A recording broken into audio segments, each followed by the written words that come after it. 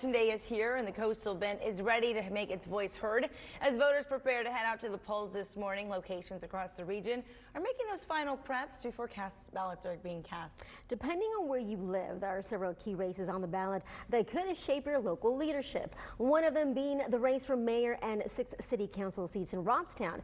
Officials say these positions will play a key role in defining the city's growth and services in the years ahead.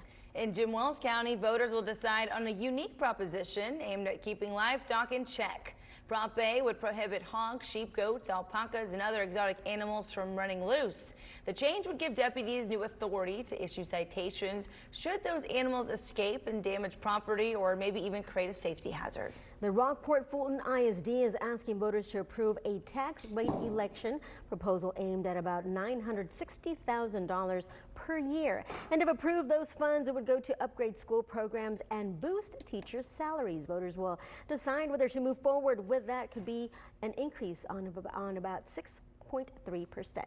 Voters in Aransas Pass are being asked to decide on a tax rate election, but local officials tell us it's not actually a tax hike. It's called a voter approval tax rate election, or VAT rate. And if approved, the district could shift how tax dollars are divided, sending more money to our classrooms and teacher pay without changing the total rate. The overall rate would generate more than $936,000 for daily operations. Plus, the state would match funds of $572,000. Here in Oasis County, voters will decide whether to approve a Proposition A or not.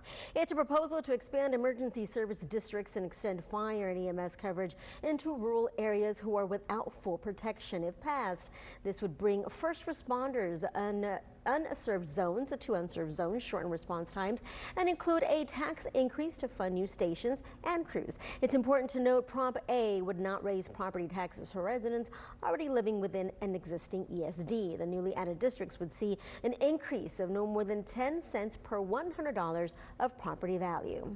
A statewide proposition, the ballot could mark a major breakthrough in the fight against Alzheimer's and dementia. Prop 14 would create a $3 billion fund dedicated to research, resources, and education, which could be life-changing for Texas families. The funding would also offer much-needed support for more than 1 million unpaid caregivers across the state, providing relief and renewed hope in the search for a cure.